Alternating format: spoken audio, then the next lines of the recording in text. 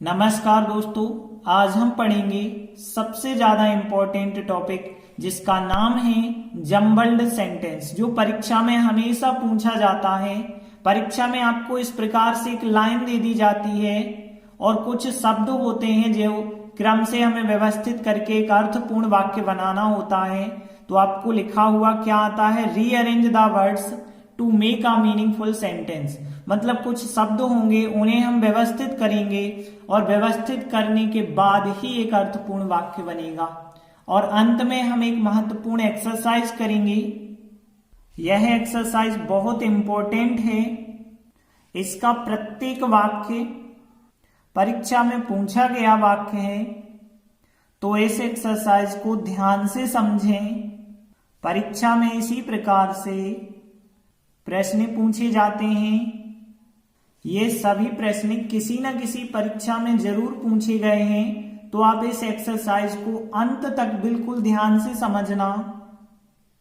तो सीधे हम नियमों पे आ जाते हैं कि हमें वाक्य को यदि क्रम से व्यवस्थित करना है, रीअरेंज करना है, तो कौन कौन से नियमों का हमें पालन करना होगा।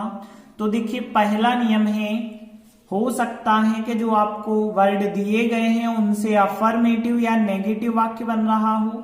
यदि अफर्मेटिव या नेगेटिव वाक्य बन रहा होगा तो सबसे पहले हमें सब्जेक्ट लिखना है, फिर सहायक क्रिया, उसके बाद यदि वाक्य में नोट है तो नोट लिखेंगे, उसके बाद जो भी क्रिया दी जाएगी, जो भी फॉर्म होगा वो फॉर्म लिखेंगे और अंत में ऑब्जेक्ट लिख के फुल स्टॉप लगा देंगे। और यदि दूसरा नियम है, यदि वाक्य इंट्रागेटिव होता है या किसी WH वर्ड से इंट्रागेटिव, क्योंकि इंट्रागेटिव दो टाइप के होते हैं, एक तो सहायक क्रिया आगे लगा दो तो इंट्रागेटिव, और दूसरा जो है WH वर्ड से या क्वेश्चन वर्ड से इंट्रागेटिव होता है। और यदि क्वेश्चन वर्ड से इंट्रागेटिव है तो आपको WH वर्ड या क्वेश्चन वर्ड सबसे पहले लिखना पड़ेगा, फिर सहायक क्रिया, सब्जेक्ट और जो भी फॉर्म होता है वो फॉर्म आप लिखेंगे, फिर ऑब्जेक्ट और लास्ट में क्वेश्चन मार्क लगाएंगे। तो दो ही नियम हम आपको बता रहे, या तो हमें इस स्ट्रक्चर के हिसाब से चलना पड़ेगा या तो इस हिसाब से चलना पड़ेगा। बाकी हम आगे एग्जाम्पल में और क्लियर कर लेते हैं। जैसे देखिए, एग्जाम्पल है, east in the sun the rises. अब इस वाक्य को हम कैसे व्यवस्थित करेंगे। सबसे पहली चीज देखिए, वाक्य बनेगा अफर्मेटिव, क्योंकि कहीं क्वेश्चन मार्क तो दिया नहीं गया तो इंट्रागेटिव तो नहीं बनेगा। सबसे पहले हम अपना सब्जेक्ट ढूंढेंगे और सब्जेक्ट वाक्य में देखिए क्या मिलेगा, सन मिलेगा, सूर्य। क्यों मिलेगा, क्योंकि क्रिया है निकलना, सूर्य निकलता है तो सूर्य ही तो काम करता है, तो यहां सूर्य हो जाएगा सब्जेक्ट, तो सन, और सन के हिसाब से आपको पता है, सन के हिसाब से द आर्टिकल लगता है, तो द सन यहाँ पे सब्जेक्ट होगा। सन अकेला नहीं आप लिख सकते। सब्जेक्ट लिखा सबसे पहले, सहायक क्रिया वाक्य में है नहीं और नॉट भी वाक्य में नहीं है, तो अब सीधा क्रिया का नंबर आ जाएगा। क्रिया क्या है, यहाँ पे राइजेस है, तो यहाँ पे द सन सब्जेक्ट मिला, फिर राइजेस क्रिया मिल गई। अब आगे क्या बचा है, ईस्ट बचा है, इन बचा है और दा बचा है। तो एक चीज ध्यान देना, ये क्या है, प्रीपोजिशन है, और ये क्या है, आर्टिकल है, और ये क्या है, ईस्ट दिशा का नाम है, मतलब एक संज्ञा है। तो ध्यान देना, सबसे पहले लिखी जाती है प्रीपोजिशन, फिर आता है आर्टिकल आता है, और फिर आर्टिकल के बाद आती है संज्ञा। ध्यान रखना, तीन चीजें यदि आपको दे दी जाती हैं तो पहले हम प्रीपोजिशन लिखते हैं, फिर आर्टिकल, फिर संज्ञा लिखते हैं। तो पहले आ जाएगी प्रीपोजिशन इन, फिर आएगा द आर्टिकल और फिर आ जाएगा ईस्ट। तो इस प्रकार से आंसर हमारा बन जाएगा, द सन हो गया सब्जेक्ट, राइजेस क्रिया हो गई, और इसके बाद इन द ईस्ट बचा है, पहले प्रीपोजिशन लिखी, फिर आर्टिकल, फिर नाउन लिखा। अगला वाक्य देखिए, hobby my is playing cricket. तो यहां भी यदि हम देखें तो सबसे पहले आपको सब्जेक्ट देखना होगा। अब देखिए, सब्जेक्ट की बात करें तो क्रिकेट क्या है, गेम का नाम है, और गेम का नाम कोई सब्जेक्ट नहीं होता है, तो यहाँ हॉबी हो सकता है सब्जेक्ट। हॉबी का मतलब होता है शौक, और प्लेइंग तो क्रिया है, तो यहाँ पे हॉबी ही सब्जेक्ट हो सकता है। अब देखें माई की बात करें तो माई क्या है, संबंधवाचक शब्द होता है, पजेसिव केस होता है। और आपको पता है कि संबंधवाचक शब्द जो माई होगा वो किसी ना किसी संज्ञा के साथ आएगा। तो यहाँ पे माई के बाद कौन सी संज्ञा फिट होती है, माई हॉबी या माई क्रिकेट, दो में से कुछ हो सकता है। एक तो मेरा शौक, एक मेरा क्रिकेट। और मेरा क्रिकेट थोड़ी कोई वर्ड होता है कि मेरा क्रिकेट, तो मेरा शौक ये कोई वर्ड बनता है। तो माई हॉबी एक वर्ड बना और माई हॉबी यहाँ पे सब्जेक्ट बन गया है। तो माई हॉबी सबसे पहले हमने लिखा, तो माई हॉबी सब्जेक्ट के बाद सहायक क्रिया दी गई इज लगा दो। इसके बाद यहाँ पे मेन वर्ब दी गई है प्लेइंग, तो प्लेइंग लिख दो। अब ऑब्जेक्ट क्या बचा, क्रिकेट बचा, तो क्रिकेट लिख दो। तो इस प्रकार से रीअरेंज आप आसानी से कर सकते हैं। अगला वाक्य देखिए, डू यू वेयर लिव और क्वेश्चन मार्क। क्वेश्चन मार्क का मतलब है इंट्रागेटिव सेंटेंस और इंट्रागेटिव का मतलब है कि देखिए यहाँ WH वर्ड है जो वो आपको पहले लिखना पड़ेगा, क्योंकि हमने स्ट्रक्चर यही बताया था कि क्वेश्चन वर्ड WH वर्ड को पहले लिख दो, इसके बाद सहायक क्रिया को लिखो। सहायक क्रिया डू दी गई है तो डू लिख दो। और डू के बाद हमने क्या बताया था, सहायक क्रिया के बाद सब्जेक्ट, और सब्जेक्ट यू और लिव में से क्या होगा, यू होगा, तो यू लिख दो। और लास्ट में फिर जो क्रिया है वो क्रिया लिख दो। ऑब्जेक्ट है ही नहीं, क्वेश्चन मार्क लास्ट में लगा देना। तो वेयर डू यू लिव। देखिए ये बहुत आसान से है, इसलिए आपको लग रहा होगा कि थोड़ी और कठिन पे जाएं, तो आगे हम एक्सरसाइज में बहुत कठिन कठिन वाक्य भी देखेंगे। देखिए अगला वाक्य और देख लेते हैं। तो यहाँ मूव्स है, राउंड है, दासन है और फिर द अर्थ है। तो एक चीज तो देखिए यहाँ पे द अर्थ होगा, द सन होगा, इतना तो कंफर्म है, क्योंकि सूर्य के साथ भी दा लगाते हैं, पृथ्वी के साथ भी दा लगाते हैं। अब एक बचा मूव्स, एक बचा है राउंड। तो यहाँ मूव्स का मतलब होना घूमना, तो यहाँ पे देखिए सूर्य घूमता है या पृथ्वी घूमती है, तो यहाँ पे आपको पता है पृथ्वी घूमती है सूर्य के चारों ओर, तो पृथ्वी सब्जेक्ट होगा कि नहीं होगा। तो यहाँ पे द सन नहीं आप सब्जेक्ट लिख सकते, द अर्थ लिखना पड़ेगा हमें सब्जेक्ट के पृथ्वी। तो सब्जेक्ट हो गया द अर्थ, और फिर इसके बाद यदि हम देखें सहायक क्रिया तो है ही नहीं, सीधी आगे क्रिया मूव्स। अब मूव्स के बाद देखिए अब यहाँ पे क्या बचा है, राउंड, एक प्रीपोजिशन बची है और इसके बाद बचा है द सन बचा है। मतलब यदि देखें तो दा भी होगा और सन भी होगा। तो देखिए यहाँ पे प्रीपोजिशन, आर्टिकल और यहाँ पे संज्ञा। हमने आपको बताया था पहले प्रीपोजिशन आती है, फिर आर्टिकल आता है और फिर आर्टिकल के बाद संज्ञा आती है, नाउन आता है।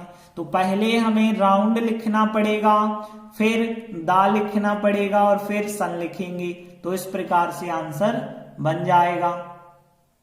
चलिए अब सीधा एक्सरसाइज पे आ जाते हैं और देखते हैं। पहला वाक्य है have we work done our. अब देखिए इस वाक्य को रीअरेंज कैसे करेंगे, लास्ट में फुल स्टॉप है, मतलब अफर्मेटिव वाक्य है। और अफर्मेटिव वाक्य तो सबसे पहले तो सब्जेक्ट होगा। अब सब्जेक्ट यहाँ पे वी होगा, क्योंकि और कोई तो सब्जेक्ट हो ही नहीं सकता है, तो वी सब्जेक्ट होगा। सब्जेक्ट के बाद सहायक क्रिया क्या हो जाएगी, हैव, और हैव के बाद आता है थर्ड फॉर्म। तो यहाँ वैसे वर्क भी है क्रिया, लेकिन वर्क थर्ड फॉर्म नहीं है, थर्ड फॉर्म तो डन है, तो डन हमने लिखा यहाँ पे। इसके बाद वर्क बचा है और अवर बचा है, तो एक है संबंधवाचक शब्द और एक है नाउन।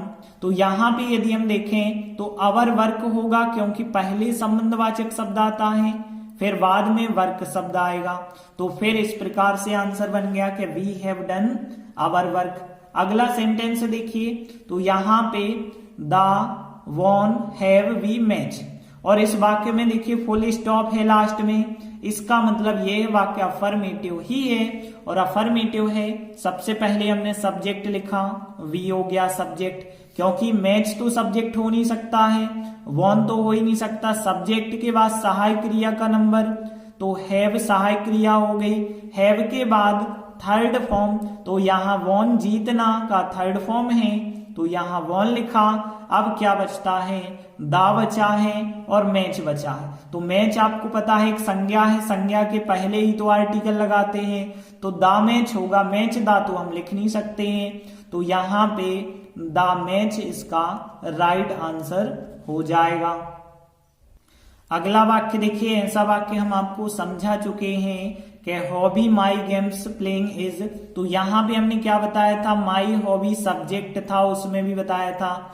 मेरा शौक यहाँ सब्जेक्ट हो गया, सब्जेक्ट के बाद सहायक क्रिया इज हो गई, और फिर इसके बाद जो क्रिया है प्लेइंग है, और फिर इसके बाद ऑब्जेक्ट क्या बचता है, गेम्स बचता है, तो यहाँ गेम्स आप ऑब्जेक्ट लिख देते हैं। तो इस प्रकार से आंसर बन जाएगा। देखिए अगला वाक्य है, ये बहुत अच्छा वाक्य है, not play do in America cricket people. अब देखिए इस वाक्य को कैसे हम जमाएंगे, नॉट मिल गया हमें, फुल स्टॉप मिल गया, मतलब वाक्य नेगेटिव है। अब नेगेटिव है तो सबसे पहले हम सब्जेक्ट जमाएंगे। अब सब्जेक्ट इनमें से क्या होगा, देखिए पीपल होगा सब्जेक्ट, क्रिकेट होगा कि अमेरिका होगा, क्योंकि प्ले तो हो नहीं सकता है। अब अमेरिका क्या है, अमेरिका एक स्थान का नाम है, स्थान का नाम हम सब्जेक्ट नहीं बना सकते, किसी खेल के नाम को भी हम सब्जेक्ट नहीं बना सकते, तो सब्जेक्ट यहाँ पे पीपल ही होगा, तो सब्जेक्ट हो गया पीपल।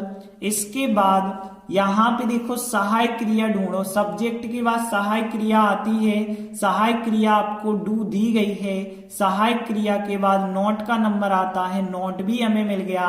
अब नॉट के बाद क्रिया का नंबर आता है, क्रिया कौन सी मिल रही है, प्ले।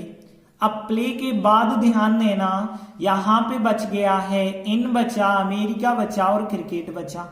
अब इनमें से आप क्या लिखेंगे, तो ध्यान रखना एक चीज, जो क्रिया है उस क्रिया के बाद पहले लिखा जाता है क्या वाला ऑब्जेक्ट। खेलते हैं लोग, नहीं खेलते हैं, क्या नहीं खेलते हैं, क्रिकेट, तो पहले क्या वाला लिखा जाएगा, फिर कहाँ नहीं खेलते हैं, अमेरिका में नहीं खेलते हैं। तो यहाँ पे अमेरिका में, क्योंकि स्थान के पहले ही प्रीपोजिशन इन आएगी, तो इन अमेरिका तो ठीक रहेगा। इन क्रिकेट गलत है, क्योंकि क्रिकेट कोई स्थान थोड़ी है, क्रिकेट तो खेल का नाम है, तो किसी स्थान के पहले ही इन प्रीपोजिशन लगाते हैं, इतना तो पता है आपको। इन अमेरिका हम पहले नहीं लिख सकते हैं, पहले हम क्रिकेट को लिखेंगे, क्योंकि पहले क्या वाला ऑब्जेक्ट आता है, तो क्या खेलते हैं क्या नहीं खेलते हैं, क्रिकेट पहले आएगा, फिर कहाँ नहीं खेलते हैं, इन अमेरिका, तो इन अमेरिका लास्ट में लिखा जाएगा। तो इस प्रकार से आंसर बन जाएगा। अगला वाक्य देखिए, Raju right with hand either can. अब यहां ध्यान देना, ये थोड़ी अच्छा वाक्य है। सबसे पहले आप सब्जेक्ट ढूंढोगे, बिल्कुल आपको मिल जाएगा, राजू सब्जेक्ट हो गया, सहायक क्रिया या मॉडल कैन हो गया, कैन एक सहायक क्रिया भी है, मॉडल की तरह इस्तेमाल करते हैं। अब देखिए कैन हो गया, कैन के बाद फर्स्ट फॉर्म आपको चाहिए क्रिया का, फर्स्ट फॉर्म भी मिल गया। अब ध्यान देना, बचा है विथ हैंड आइदर, इनमें से कौन सी चीज आप पहले लिखोगे और क्यों पहले लिखोगे। तो एक चीज ध्यान देना, हमने आपको बताया था सबसे पहले आती है प्रीपोजिशन, फिर आता है आर्टिकल, आर्टिकल फिर आता है नाउन, संज्ञा आती है। तो यहाँ पे आप ध्यान देना, पहले प्रीपोजिशन फिर आर्टिकल फिर नाउन, इतना तो नियम हमने आपको बताया, लेकिन यहाँ प्रीपोजिशन हो गई संज्ञा, हैंड मतलब हाथ होता है और हाथ तो एक संज्ञा है ना। और आइदर की बात करें तो ये क्या है, आइदर एक डिटर्मिनर्स है, तो ध्यान रखना आइदर जो एक डिटर्मिनर्स है और जो आर्टिकल्स होते हैं वो भी एक डिटर्मिनर्स के अंतर्गत आते हैं। तो आर्टिकल आ जाए या डिटर्मिनर्स आ जाए, एक ही बात समझना, तो एक ही जगह उनका प्रयोग हम कर सकते हैं। तो प्रीपोजिशन फिर आर्टिकल या डिटर्मिनर्स और फिर लिखेंगे हम संज्ञा। तो पहले आएगी प्रीपोजिशन विथ, फिर इसके बाद आइदर क्या है, एक डिटर्मिनर्स है, तो डिटर्मिनर्स को लिखेंगे और उसके बाद हम संज्ञा लिखेंगे हैंड। तो इस प्रकार से आंसर बन जाएगा। अगला वाक्य देखिए, a apple and the keeps away doctor. अब यहाँ पे इस वाक्य को ध्यान से समझना। देखिए यहाँ पे पहली चीज तो आप आर्टिकल देखें, ए आ रहा, एन आ रहा, द आर्टिकल आ रहा, ए एन दा को लगाना अच्छे से सीखें पहले।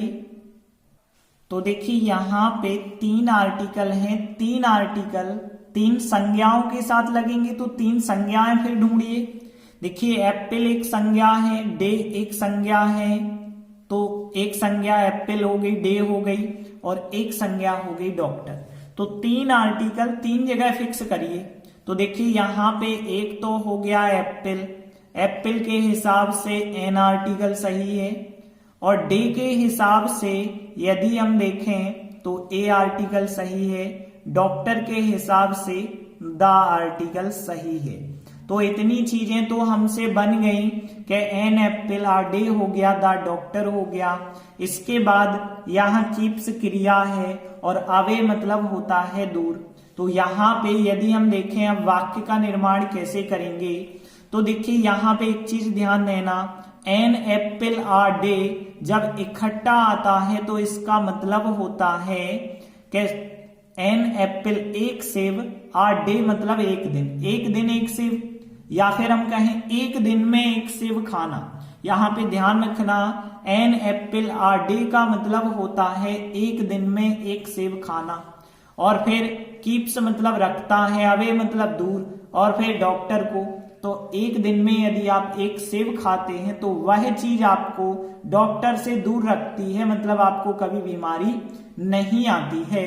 तो यहाँ या तो हम सब्जेक्ट इससे बनाएंगे या तो सब्जेक्ट इससे बनाएंगे। तो यहाँ पे देखिए डॉक्टर जो है ये चीज दूर रखता है या फिर ये चीज डॉक्टर को दूर रखती है, तो आप कहेंगे कि एक दिन में एक सेब खाना डॉक्टर को दूर रखता है।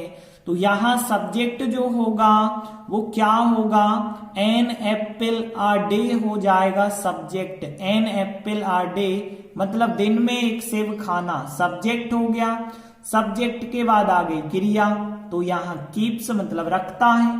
अब देखिए कीप्स हो गया रखना, इसके बाद ध्यान देना क्योंकि यहाँ पे आप गलती करेंगे, क्योंकि एक बचा है द डॉक्टर और एक बचा है अवे। तो इनमें से पहले आप किसे लिखेंगे, अवे का मतलब होता है दूर, और ये क्या दर्शाता है, दूर एक किसी स्थान को, स्थान लास्ट में लिखना है। तो द डॉक्टर पहले आ जाएगा कि डॉक्टर को रखता है, और फिर कहाँ रखता है, दूर रखता है। तो अवे जो है हम लास्ट में लिख देंगे। तो इस प्रकार से वाक्य बनेगा, और हिंदी मीनिंग हो जाएगा कि एक दिन में एक सेब खाना डॉक्टर को दूर रखता है। अगला वाक्य देखिए, in this book are there page how many, और लास्ट में क्वेश्चन मार्क है। अब देखिए क्वेश्चन मार्क है मतलब इंट्रागेटिव वाक्य है, और यहाँ पे आपको हाउ मेनी भी दिया गया है, मतलब हाउ मेनी आपको पता है एक क्वेश्चन वर्ड होता है। तो सबसे पहले हम क्वेश्चन वर्ड लिखते हैं। तो देखिए हाउ मेनी वाले वाक्य हमने आपको सिखाए हैं। तो देखिए हाउ मेनी वाले वाक्य आप कैसे बनाते थे, शुरुआत में आता था हाउ मेनी, हाउ मेनी के बाद हम जिस चीज की संख्या पूछते हैं वो नाउन लिखी जाती थी, और उसके बाद ध्यान देना उसके बाद जो वाक्य होता था वो इंट्रागेटिव होता था। ये था नियम जो हमने पढ़ा था हाउ मच और हाउ मेनी वाले वाक्यों में। तो सबसे पहले हमने क्या लिखा, हाउ मेनी लिखा मतलब कितने। अब कितने हम क्या पूछ रहे हैं, पेज पूछ रहे हैं या फिर बुक पूछ रहे हैं। तो हाउ मेनी के बाद आपको पता है बहुवचन होता है, तो पेज से ही तो आएगा, बुक तो आ नहीं सकता है। तो हाउ मेनी पेज होगा, और फिर इसके बाद बाकी बचा वाक्य इंट्रागेटिव बनाते हैं। इंट्रागेटिव कैसे बनाते हैं, सहायक क्रिया आगे रख देते हैं। सहायक क्रिया कौन सी मिल रही है, आर, तो आर सहायक क्रिया लिखी। सहायक क्रिया के बाद अब सब्जेक्ट का नंबर आता है, तो सब्जेक्ट यहाँ पे क्या है, देयर, क्योंकि बुक तो हो नहीं सकता है, सब्जेक्ट देयर वाला सेंटेंस है, तो देयर हो जाएगा सब्जेक्ट। अब क्या बचा है, इन बचा है, दिस बचा है, बुक बचा है। तो आपको पता है एक हो गई प्रीपोजिशन और एक हो गया यहाँ पे कह सकते हैं दिस, एक डिटर्मिनर्स हो गया, और बुक हो गई संज्ञा। तो पहले हम प्रीपोजिशन को लिखते हैं, फिर डिटर्मिनर्स को लिखते हैं, इसके बाद हम संज्ञा को लिख देते हैं, और लास्ट में क्वेश्चन मार्क लगा देंगे। तो इस प्रकार से आंसर बन जाएगा। और हिंदी मीनिंग क्या हो जाएगा, हाउ मेनी पेज, कितने पेज, किताब में, इस किताब में कितने पेज हैं, इसका हिंदी मीनिंग हो जाएगा। अगला वाक्य देखिए, the is Himalaya highest the world mountain of the. तो एक चीज देखिए, पहले नंबर तो हम 1 2 3 जगह द आ रहा है, तो तीनों जगह के द वर्ड को अलग अलग लगा दें। कहां कहां पे लगेगा आपको पता होगा कि यहाँ पे एक हिमालय पर्वत है और हिमालय के पहले दा लगाते हैं, तो यहाँ पे द हिमालय हो जाएगा, द हिमालय भी हम कह सकते हैं। और एक है हाईएस्ट, तो हाईएस्ट पता है सुपरलेटिव डिग्री है, सुपरलेटिव डिग्री के पहले हमेशा दा लगेगा। तो एक तो हो गया द हिमालय, द हाईएस्ट हो गया। अब देखिए यहाँ पे द वर्ल्ड भी लिख सकते हैं, द माउंटेन भी लिख सकते हैं, लेकिन कौन सा वर्ड यहाँ करेक्ट होगा ये चीज जरूरी है। तो ध्यान देना, एक चीज ध्यान देना कि वर्ल्ड के साथ हमेशा दा लगता है, तो द वर्ल्ड यहाँ पे सही होगा। तो द वर्ल्ड बना लिया। तो दा तो हमने 3 जगह लगा दिया है। अब लेकिन एक चीज ध्यान देना कि वाक्य को कैसे हम जमाते हैं क्रम से। तो ध्यान देना, द हाईएस्ट क्या है, ये सुपरलेटिव डिग्री। सुपरलेटिव के बाद कोई संज्ञा जरूर आती है कि सबसे ऊंचा क्या है, तो सबसे ऊंचा पर्वत है, तो हाईएस्ट के बाद हम लिख देंगे माउंटेन को, ठीक है ना। तो हाईएस्ट के बाद क्या लिखेंगे, माउंटेन लिखेंगे। तो द हाईएस्ट माउंटेन इकट्ठा लिखा जाएगा, द वर्ल्ड इकट्ठा लिखा जाएगा, द हिमालय इकट्ठा लिखा जाएगा। अब बाकी बचा क्या है, इज बचा है और ऑफ बचा है। तो देखिए सबसे पहली चीज ऑफ लगता है 2 चीजों के बीच में। अब 2 चीजों के बीच में और ऑफ के साथ उल्टा उच्चारण होता है। जैसे यहाँ पे देखें तो एक तो इन 2 के बीच में भी हो सकता है, एक तो इन 2 के बीच में भी हो सकता है, लेकिन यहाँ पे पहले ही हमें सब्जेक्ट बनाना है। सब्जेक्ट यहाँ हिमालय के बारे में बात हो रही है, तो द हिमालय बन जाएगा सब्जेक्ट। तो द हिमालय हो गया सब्जेक्ट। इसके बाद ध्यान देना सहायक क्रिया आ गई इज, और इज के बाद अब देखो यहाँ पे एक तो बचा द वर्ल्ड और एक द हाईएस्ट माउंटेन। इज तो लिख गया है और ऑफ बचा, और ऑफ में क्या होता है, एक चीज ऑफ लगा के दूसरी चीज लिखते हैं, लेकिन अर्थ भी हमें मिलाना पड़ेगा। तो देखिए ऑफ जब लगाते हैं तो उल्टी तरफ से हम अर्थ लेते हैं। तो यहाँ the highest mountain of the world मतलब विश्व का सबसे ऊंचा पर्वत, तो यहाँ बिल्कुल सही मीनिंग आएगा। ऐसा नहीं हम कह सकते हैं कि यहाँ the world of the highest mountain मतलब सबसे ऊंचा पर्वत की दुनिया, ऐसा हम नहीं कह सकते हैं। तो यहाँ सबसे पहले ये वर्ड आएगा, फिर ऑफ, फिर द वर्ल्ड। तो इस प्रकार से आंसर बन जाएगा। और हिंदी मीनिंग की बात करें तो हिमालय पर्वत जो है विश्व का सबसे ऊंचा पर्वत है। अगला वाक्य देखिए, अवर वी प्रोटेक्ट शुड फॉरेस्ट। अब देखिए इस वाक्य को भी करना है रीअरेंज, ये सरल सा वाक्य है। वी सब्जेक्ट हो गया, वी सब्जेक्ट लिख दो। सहायक क्रिया देखिए शुड एक मॉडल है, उसी को हम सहायक क्रिया मानते हैं, तो शुड लिखा। शुड के बाद आएगी क्रिया मेन वर्ब प्रोटेक्ट, रक्षा करना होता है, तो प्रोटेक्ट हमने लिखा। इसके बाद आ जाएगा ऑब्जेक्ट। अब देखिए अवर बचा और फॉरेस्ट बचा। अब संबंधवाचक शब्द हमें पता है पहले लिखा जाता है और बाद में संज्ञा लिखी जाती है। तो अवर फॉरेस्ट होगा, फॉरेस्ट अवर तो आप कर नहीं सकते ना, तो यहाँ पे we should protect our forest मतलब हमें अपने वनों की रक्षा करना चाहिए, इसका हिंदी मीनिंग हो जाएगा। अगला वाक्य देखिए, क्लीनिंग ही द रूम और एज।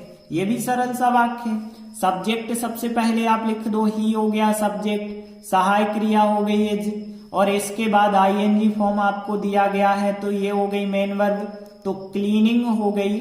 और ऑब्जेक्ट क्या बचा, द रूम। तो इस प्रकार से आंसर हो गया, he is cleaning the room, वह कमरा साफ कर रहा है, इसका हिंदी मीनिंग हो गया। इसके बाद अगला वाक्य ध्यान से समझना, थोड़ी कठिन वाक्य है। Let he come would Harish that told me. अब देखिए इस वाक्य को जब आप जमाएंगे तो बिल्कुल ये गलती होने के चांस हैं। क्यों हैं? क्योंकि देखिए हरीश लिखेंगे आप सब्जेक्ट या ही लिखेंगे, 2 सब्जेक्ट, कम है एक क्रिया और एक क्रिया टोल्ड है, दो क्रिया है। तो यहाँ पे गलती होने के चांस बिल्कुल हैं। तो हम आपको बता दें, यहाँ दैट कंजक्शन आप देख रहे हैं, और दैट कंजक्शन की यदि हम बात करें तो दैट कंजक्शन दो वाक्यों को जोड़ता होगा। एक वाक्य पहले आएगा और एक वाक्य बाद में आएगा। और एक चीज ध्यान देना, यहाँ पे वुड लगा है, इसका मतलब वुड वाला सेंटेंस जो है यहाँ बाद में आएगा, और वुड वाला सेंटेंस बाद में आया है तो यहाँ पे एक वाक्य ऐसा आएगा जो पास्ट का होगा, जो वाक्य पास्ट का होगा, क्योंकि तभी तो वुड इस्तेमाल किया गया होगा। वुड का शुरुआत में तो प्रयोग नहीं करते ना, जब कंजक्शन जुड़ जाता है तभी हम वुड का इस्तेमाल करते हैं। तो यहाँ का वाक्य पास्ट का होगा, यहाँ वुड लगा के फर्स्ट फॉर्म चल रहा होगा। जब यहाँ पे पास्ट का होगा तो पास्ट तो सेकंड फॉर्म में चलता है, टोल्ड ही हो सकता है फिर तो यहाँ पे टोल्ड के साथ होगा, क्योंकि पास्ट का वाक्य लेना पड़ेगा। अब सब्जेक्ट की बात करें, एक सब्जेक्ट यहाँ होगा, एक सब्जेक्ट यहाँ होगा। अब देखिए, एक जगह हरीश सब्जेक्ट होगा और एक जगह ही होगा, लेकिन दोनों व्यक्ति एक ही हैं। इस वजह से हम कह सकते हैं पहले हरीश सब्जेक्ट होगा और बाद में उसका प्रोनाउन ही इस्तेमाल करेंगे, क्योंकि आपको पता है पहले हरीश बताया जाएगा, फिर हरीश की जगह अगली बार हम हरीश ना कह के वह कहेंगे। तो ध्यान देना, यहाँ पे हरीश तो हो गया शुरुआत में सब्जेक्ट, इतना तो हमें पता हो गया। अब यहाँ का वाक्य पास्ट सिंपल बनेगा तो हरीश के बाद टोल्ड हो गया। अब टोल्ड के बाद यहाँ ऑब्जेक्ट अब कुछ हो सकता है, हमें पता नहीं है, और इसके बाद हमें पता है दैट कंजक्शन लगा के सब्जेक्ट जो आएगा वह ही आएगा, और फिर वुड यहाँ पे सहायक क्रिया या मॉडल होगी। वुड के साथ फर्स्ट फॉर्म तो कम होता है, तो फर्स्ट फॉर्म कम होगा। अब देखिए, दो चीजें बच गई हैं, एक तो लेट और एक तो मी बचा है। तो देखिए, टोल्ड मतलब बताना मुझे, और यहाँ लेट आना होता है, तो कम के साथ ऑब्जेक्ट रहेगा लेट, लेकिन टोल्ड के साथ मी रहेगा। तो इस प्रकार से आंसर बन जाएगा। हिंदी मीनिंग देखें तो हरीश ने मुझे बताया कि वह लेट आएगा। अगला वाक्य देखिए, metal is lead than any other heavier. तो इस वाक्य को भी हमें रीअरेंज करना है। कैसे करेंगे? सबसे पहली चीज वाक्य देखें, नेगेटिव इंट्रागेटिव क्या है? तो नेगेटिव तो है नहीं, अफर्मेटिव वाक्य है। सब्जेक्ट, सहायक क्रिया ऑब्जेक्ट, ऐसे ही सब जमाना होगा। तो देखिए, सब्जेक्ट क्या रखेंगे? तो सब्जेक्ट किसके बारे में बात हो रही है? मेटल धातु, और फिर जो लेड होता है शीशा होता है, और फिर देन से ज्यादा एनी अदर हैवियर मतलब अन्य जो है धातुओं से ज्यादा भारी होता है। तो यदि हम देखें तो लेड के बारे में बात हो रही है, तो लेड यहाँ सब्जेक्ट होगा। लेड सब्जेक्ट के बाद सहायक क्रिया होगी इज। इसके बाद ध्यान से समझना, इसके बाद कौन कौन से वर्ड रह गए? अभी दो लिखे, मेटल रह गया, देन रह गया, और फिर एनी अदर और हैवियर रह गया। और आपको पता है देन जो है कॉम्पेरेटिव डिग्री के साथ आता है, तो यहाँ पे हैवियर देन तो होगा, इतना तो कंफर्म है, हैवियर देन होगा। तो यहाँ पे हैवियर देन, और फिर देखें मेटल बचा, और फिर एनी बचा और अदर बचा। और आपको पता है कि एनी अदर इकट्ठा चलता है, एनी अदर मतलब कोई भी अन्य, और ये होता है एक प्रकार से डिटर्मिनर्स। डिटर्मिनर्स के बाद संज्ञा आती है, तो यहाँ मेटल, एनी अदर मेटल लिखा जाएगा।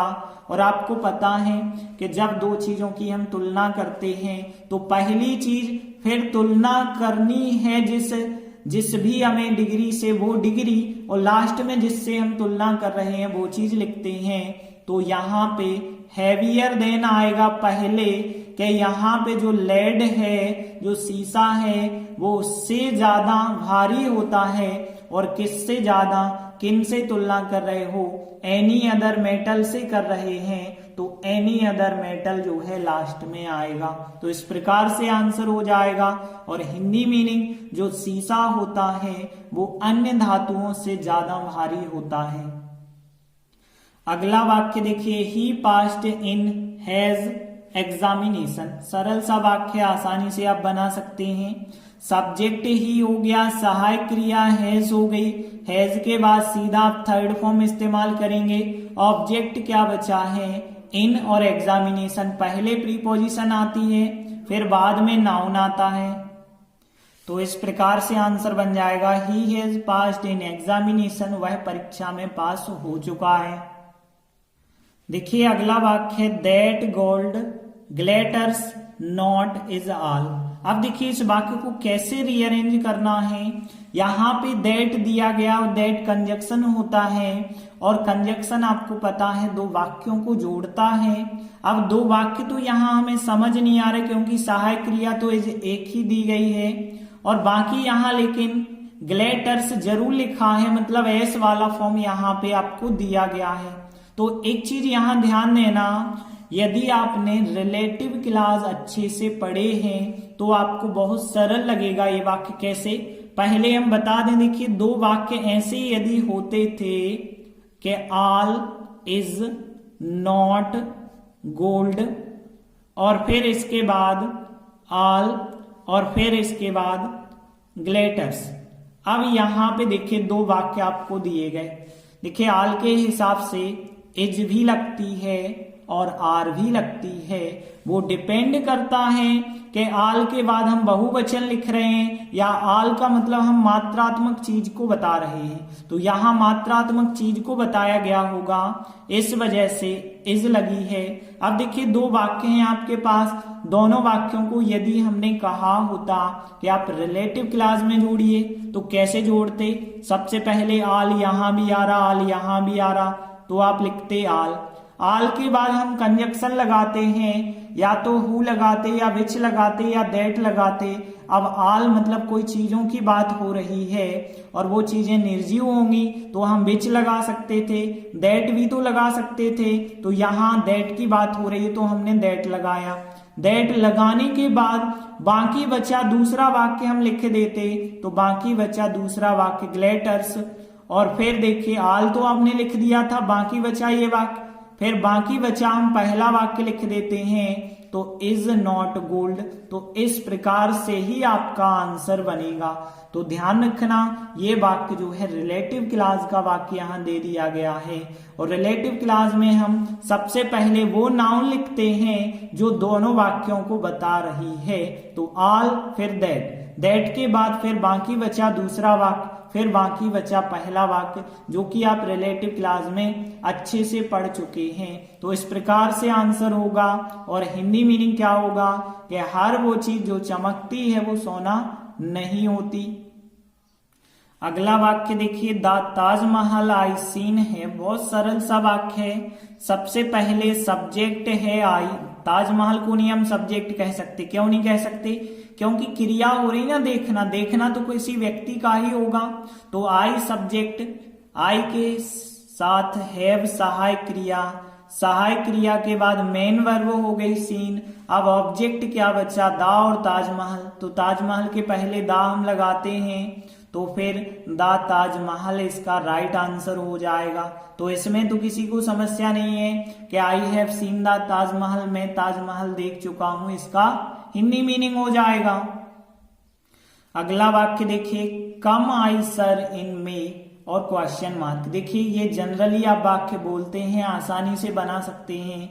इंट्रागेटिव वाक्य सहायक क्रिया आगे होगी, सहायक क्रिया में है क्योंकि में एक मॉडल है, वही एक प्रकार की सहायक क्रिया भी होती है।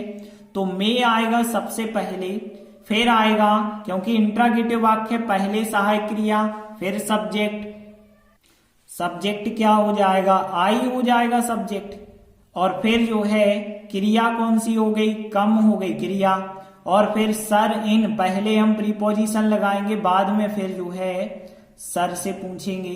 तो यहाँ पे पहले हम ऐसे करते हैं ना कि मे आई कम इन सर, ऐसा वाक्य भी बोलते हैं। तो प्रीपोजिशन क्योंकि अकेली तो लग नहीं सकती है, तो यहाँ पे इन अकेले का मतलब है अंदर। वैसे प्रीपोजिशन किसी स्थान के साथ आती है, लेकिन यहाँ कोई स्थान नहीं है, तो यहाँ पे इनका मतलब है अंदर, और प्रीपोजिशन अकेली कभी नहीं होती है। तो यहाँ पे मे आई कम इन सर, क्या सर मैं अंदर आ सकता हूं, इसका हिंदी मीनिंग हो जाएगा। अगला वाक्य देखिए, प्ले डू यू फुटबॉल और क्वेश्चन मार्क। देखिए क्वेश्चन मार्क मतलब इंट्रागेटिव, और इंट्रागेटिव में पहले हमें सहायक क्रिया लिखनी पड़ेगी, क्योंकि WH वर्ड से तो है नहीं, सहायक क्रिया ही दिखाई दे रही, सहायक क्रिया पहले लिख दो, इसके बाद सब्जेक्ट लिख दो, और इसके बाद आप क्रिया लिख दो, क्रिया के बाद ऑब्जेक्ट लिख दो, और लास्ट में क्वेश्चन मार्क लगा दो। तो डू यू प्ले फुटबॉल, क्या आप फुटबॉल खेलते हैं, इसका हिंदी मीनिंग हो जाएगा। देखिए अगला वाक्य है, declared the election commission has of assembly election the dates in Madhya Pradesh. अब देखिए इस वाक्य को ध्यान से समझना, ये थोड़ी कठिन वाक्य है। डिक्लेयर का मतलब घोषित करना होता है, द इलेक्शन कमीशन चुनाव आयोग को कहते हैं, और असेंबली इलेक्शन विधानसभा चुनाव की, और फिर डेट्स तारीखें होता है इन मध्य प्रदेश मतलब मध्य प्रदेश में। तो यहां पे देखिए बात क्या हो रही है कि घोषित की जा चुकी हैं, क्या घोषित की जा चुकी हैं, तारीखें, मध्य प्रदेश में इलेक्शन कब होना है विधानसभा का, ये तारीखें जो है घोषित करी जा चुकी हैं, और किसने की हैं, चुनाव कमीशन आयोग जो भी होगा उसने, चुनाव आयोग ने। तो यहाँ पे देखिए सब्जेक्ट क्या लेंगे हम, द इलेक्शन कमीशन, क्योंकि चुनाव आयोग जो है काम करता है घोषित करने का, और यहाँ पे और कोई तो सब्जेक्ट हो ही नहीं सकते हैं। तो द इलेक्शन कमीशन सब्जेक्ट, सहायक क्रिया हैज, फिर थर्ड फॉर्म। तो इतना तक तो सरल था, आसानी से आप बना सकते हैं। इसके बाद ध्यान से समझना, अब देखिए एक तो बचा है यहाँ पे of assembly election, the dates बचा है, और इन मध्य प्रदेश। देखिए इन मध्य प्रदेश तो स्थान है, स्थान को हम लास्ट में लिखते हैं। तो यहां पहले लिखेंगे क्या वाला ऑब्जेक्ट, तो यहाँ पे जो चुनाव कमीशन है उसने घोषित कर दी हैं, क्या घोषित कर दी हैं, तारीखें घोषित की हैं, और किस चीज की, असेंबली इलेक्शन की। तो देखिए यहाँ पे तारीखें, डेट्स लिखेंगे पहले, लेकिन द आर्टिकल डेट के हिसाब से डेट्स में लगा सकते हैं आप, क्योंकि द आर्टिकल अब यहां तो लग नहीं सकता है, यहां भी नहीं लग सकता है, तो द डेट्स ही हमें लिखना पड़ेगा। तो द डेट्स आएगा पहले, द डेट्स पहले आएगा, मतलब जो चुनाव आयोग है उसने तारीखें घोषित कर दी हैं। अब किस चीज की घोषित कर दी हैं, असेंबली इलेक्शन की, ये पहले आएगा। फिर कहां घोषित की हैं ये बाद में आएगा। तो इस प्रकार से आंसर बन जाएगा ऑफ असेंबली इलेक्शन, और फिर इन मध्य प्रदेश। तो देखिए पूरा आंसर अब समझिए कि चुनाव आयोग ने मध्य प्रदेश में विधानसभा चुनाव की तारीखें घोषित कर दी हैं, इसका हिंदी मीनिंग हो जाएगा। देखिए अगला वाक्य, संडे आफ्टर सैटरडे कम्स। तो ध्यान से समझना इस वाक्य को, अक्सर आपको कंफ्यूज करता है ये वाक्य। संडे रविवार हो गया, आफ्टर के बाद सैटरडे शनिवार हो गया, कम्स मतलब आता है। तो यहां पे देखिए अच्छे से समझना, कम्स हो गई क्रिया, अब सब्जेक्ट में या तो आप संडे रखेंगे, या तो सैटरडे रखेंगे, या तो रविवार होगा, या फिर शनिवार होगा। तो पहले आप हिंदी मीनिंग पे जाएं। एक हिंदी मीनिंग होगा शनिवार रविवार के बाद आता है। यदि शनिवार सब्जेक्ट रखेंगे तो क्या बनेगा आंसर, कि शनिवार रविवार के बाद आता है। और यदि रविवार स्ट्रक्चर में रखेंगे सब्जेक्ट तो फिर रविवार शनिवार के बाद आता है। तो ये वाला ज्यादा सही है कि रविवार के बाद शनिवार आता है, तो हम रविवार सब्जेक्ट रख सकते हैं। तो रविवार सब्जेक्ट हो गया, फिर सहायक क्रिया तो है ही नहीं, सीधा क्रिया का नंबर आ गया। फिर प्रीपोजिशन है, तो प्रीपोजिशन संज्ञा के साथ आती है, तो आफ्टर पहले आएगा, प्रीपोजिशन पहले आएगी, फिर आ जाएगा सैटरडे। तो इस प्रकार से आंसर आपका बन जाएगा संडे कम्स आफ्टर सैटरडे, मतलब रविवार शनिवार के बाद आता है, शनिवार के बाद अगला दिन रविवार होता है। तो ये सही आंसर हो जाएगा। तो इस प्रकार हमारी एक्सरसाइज कंप्लीट होती है। तो अब आपको रीअरेंज सेंटेंस कोई भी आ जाए, इस प्रकार का ही आएगा, आप आसानी से बना सकते हैं। अब आपको कोई समस्या नहीं जाएगी, बस आप इसी तरह से ग्रामर सीखते रहिए। धन्यवाद।